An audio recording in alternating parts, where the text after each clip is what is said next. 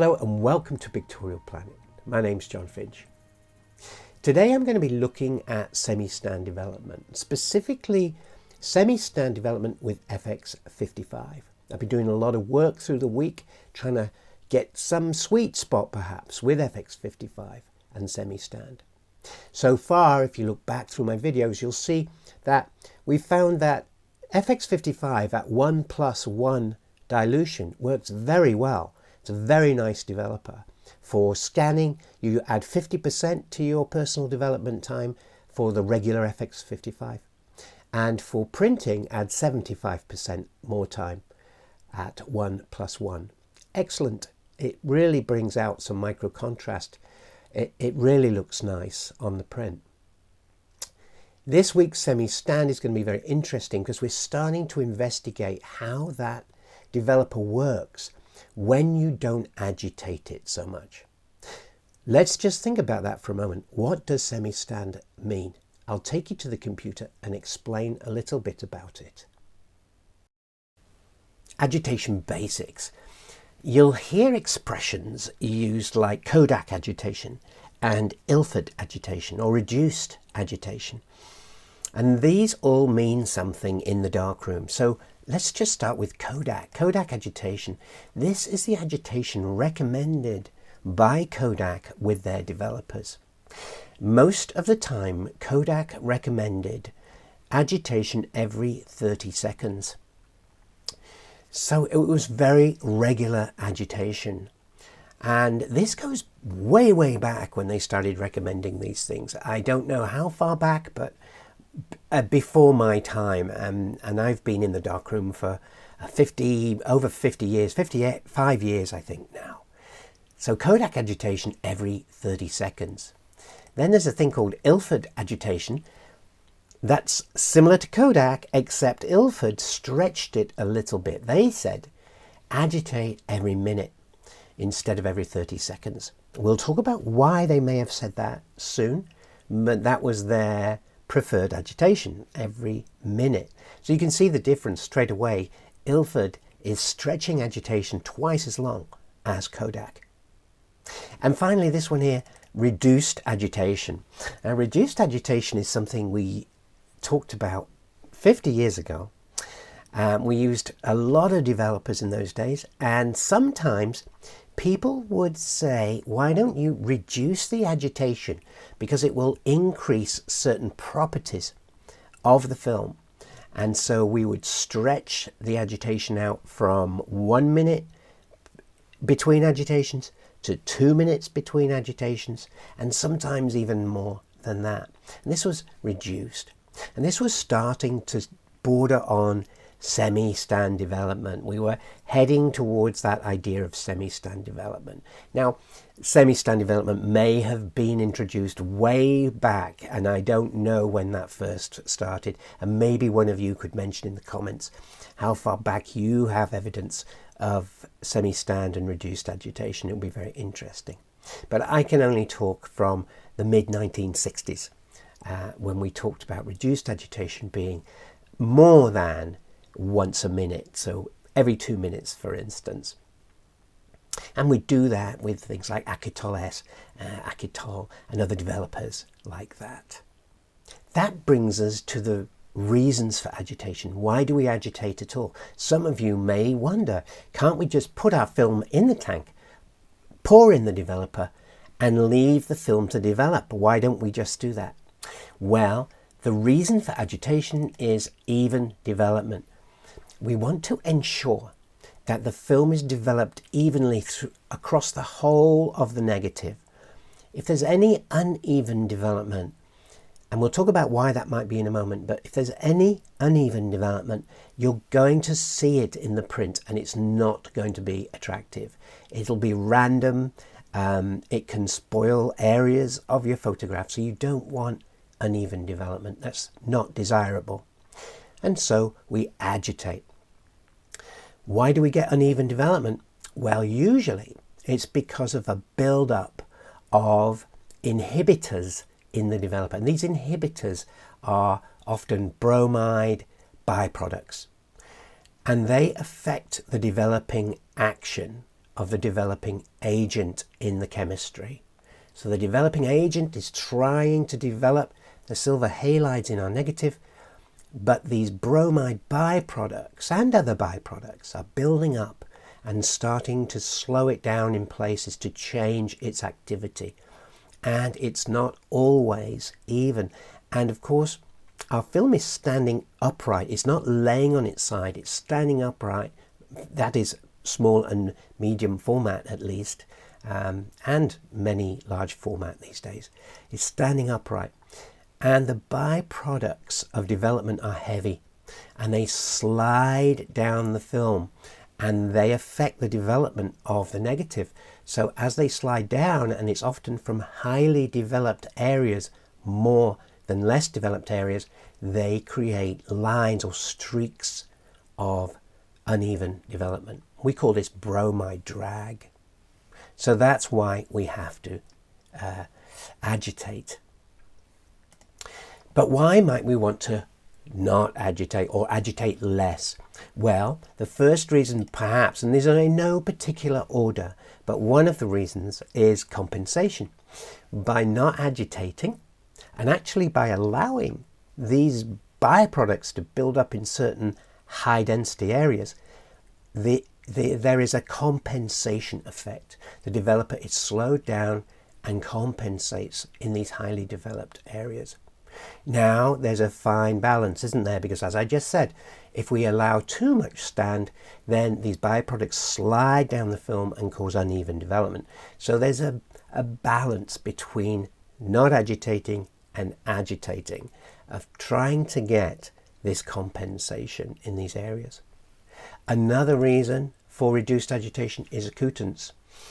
If we have a high contrast boundary between a light part and a dark part of our negative, then we will get an increased occludence, an increased contrast between those two areas if we reduce agitation. Now, it doesn't happen all the time, but with certain developers it happens well, and reduced agitation can improve that, increase that. Interestingly, our FX55 is an occludence developer, so it will be fascinating to see if it increases in occludence. Another reason may be microcontrast. Now, microcontrast is sort of attached to occludence, and it's where we get higher definition.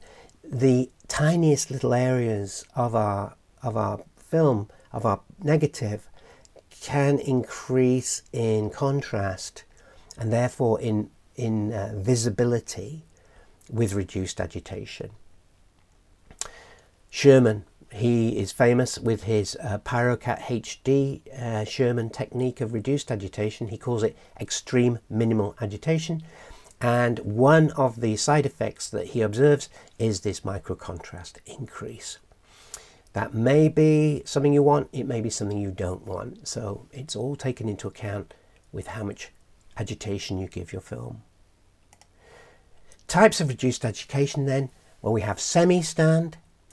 Semi-stand agitation is where you will allow the film to sit for a period and then agitate, and then allow the film to sit for another period and then agitate. And these periods are longer than regular Ilford or Kodak agitation, 1 minute, 30 seconds and 1 minute. We're talking 2 minutes plus for our semi-stand development. Extreme minimal agitation is very similar to semi-stand and could be used interchangeably really with semi-stand, except that Sherman, who I believe it was either Sherman or Sandy King, or both together, coined this phrase. And I believe they're talking about long periods between agitations, not your 2 or 3 minutes, but 6 minutes or 10 minutes between each agitation. So extreme minimal agitation. And then finally we've got stand development. Stand development is a reduced agitation technique where you would agitate right at the beginning of development just to make sure that your developer is really well mixed into the film, into that emulsion, and then you walk away from it. You put it down on the counter and you walk away. And you can walk away for 30 minutes, you could walk away for an hour, you could walk away for even longer than that. And that is stand development. It's completely standing still. Now, as we've mentioned, even development can be a problem with stand development. And this is why many people will agitate part way through their agitation period, because they don't want this unevenness. But some developers that are not affected very much by these byproducts of development, they're very good at stand. So Rodinal, for instance, is a very good developer for stand development because the effect of the byproducts is very slight on that particular developing agent. Whereas methyl, a methyl-based developer, is very affected by byproducts. So he's not very good for stand development. There will be bromide drag, almost certainly. So we don't tend to see methyl-based developers used as stand development. And I'm sure some of you will point out there's one or two that can be used like that. But most methyl developers, such as D76 and developers of that ilk, they're not very good for stand development. Now, phenidone, when it was introduced by Ilford, was less affected by bromide byproducts. So it became a good candidate for semi-stand and stand development. And so many developers that are useful for stand and semi-stand are made based on phenidone and some other supporting chemicals. So that's the basics. We needed to get that through. Sorry about that little bit of kind of classroom work in inverted commas. So how does this affect FX55? FX55 uses phenidone as its primary developing agent. And as we said earlier, phenidone is rather good for using as a semi-stand or stand developer. But by itself, phenidone doesn't work very well in any developer. It always needs a supporting developing agent. And in this case, FX55, we use sodium ascorbate. The two together form something called super additivity. And basically, the phenidone gets a big boost because of this supporting developing agent, and therefore develops the film much better. But we don't know how FX55 will work as a semi-stand or stand developer. And so the best way to experiment like this, if you want to do this yourself with any developer, is to start by just reducing the amount of agitation slowly. So over on the light table, I've got some negatives from my first experiments this week, where I've reduced the agitation a little bit at a time just to see what effect that's going to have on development. I mean, by doing this, I'll be able to tell if there is problems with bromide drag. I'll be able to tell whether there's something else going wrong or the activity of the developer falls off sharply and fails. So let's have a look at them now. The negatives from our first experiments are quite straightforward. Up at the top, I've got a regular development with FX55. And the next one here, in this case, I reduced development to every 2 minutes. So this one was Ilford agitation, the top one, which was agitation every minute. And I give it about 3 inversions on the minute, which is about 10 seconds. And then this one was that same 10-second type agitation, but every 2 minutes, not every one. And we can see there's a little bit more contrast in this second one here. There's no obvious sign of bromide drag or uneven development. They all look very evenly developed. So far so good. The 2 minutes between agitations is looking good. Then this bottom row here, I extended the time between development to 3 minutes. And again, there's no sign of uneven development. They all look very good. Slightly less contrast than the middle one. Then that's because of development time, I believe. I have no development time for these, so I'm making a guess. And as it happens, as I printed them, the guess isn't far off. So my 2 minute between agitations was 9.5 minutes of development time. And my 3 minutes between agitations was 10.5 minutes total development time. So they're looking quite good. As we thought, the phenidone is not getting affected much by any bromide byproducts, which is great. That's a good sign for semi-stand development. It's already an acutance developer, but with the developer standing still for so long between agitations, is it increasing edge effects? It'd be interesting to have a look. Let's go over to the computer and scan these right in. I've scanned in the negatives. On the left-hand side, we have FX55, standard dilution, standard agitation, which is Ilford agitation with that particular developer. And I rated the film at 125, so it's FP4 at 125. Now we know that we get slightly faster than that with FX55, but I needed apples for apples here in our comparison, so I've kept the ISO setting on my meter to 125 for all of these.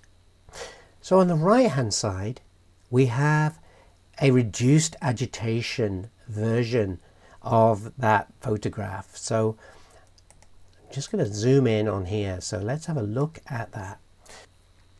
Left is standard, right is reduced agitation, 2 minutes between agitations. And I've looked at these very hard and I can't see any difference. They're pretty much identical. Very little difference to speak of. So let's have a look at the 3 minutes. What happened when we went to 3 minutes on the right hand side? So the left is regular. On the right is now 3 minutes between agitations. And again, I can see very little difference. I really can't see enough difference to warrant going to this reduced agitation at all. It looks pretty much identical, which is really interesting. So what we're saying here is that the regular development on the left hand side is giving me optimal performance for this developer. I'm not improving it by reducing agitation. That's what it's telling me, and that's really interesting. Crawley, when he formulated this developer, really did a good job. I mean, it's spot on. I can't improve upon that. Now we've seen that reducing the concentration of the developer by 50% improved the micro contrast, and I was very pleased with that. If you look at a previous video, I'll link to it below, you will see that I had a wow moment because it really was an improvement in the micro contrast. But reducing the agitation of FX55 is not improving the developer. It's making no difference. That is very interesting to me. Now, there are 1,000 permutations of using a developer with different dilutions and different amounts of agitation, and I don't think I could go through 1,000 permutations. It would drive me crazy.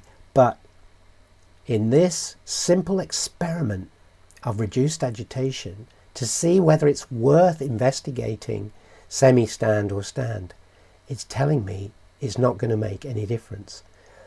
This developer is optimized. I'm very impressed.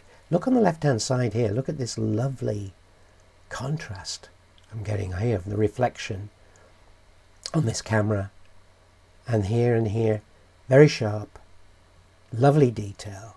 I can see the skin of the camera, all the little nodules and blemishes on that skin. It's excellent. Look at this strap. And here I can't there might be a tad more contrast, but again, that's probably because it was developed a tad too long and I'd have to reduce development a little bit. But apart from that, I'm not actually getting any better acutance or any improvement.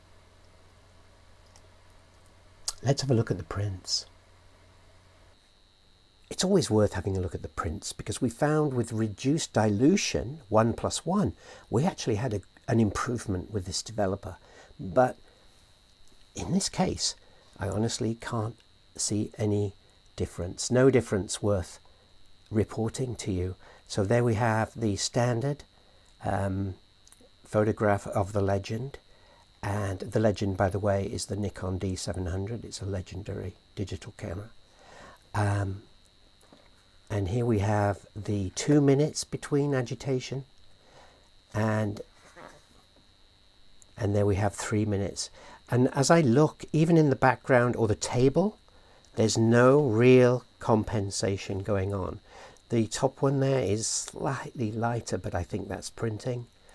I don't see any compensation. So honestly, I think we've found ourselves in a place where I cannot report that reduced agitation would be of any use. Now next week I will try stand development and semi-stand over a long period of time, and we'll just have a look to see if we get any improvement with that. But really, using this developer either normally or 1+1 is going to be your best option. It's really giving me quality results. Look how lovely that is. Lovely contrast, super sharp, lovely acutance. It really is a nice developer. Thanks very much for watching. Look forward to next week. We're going to have a look at that long time stand development and just see what that can do. Thanks to those who buy my book, thanks to my patrons, and bye.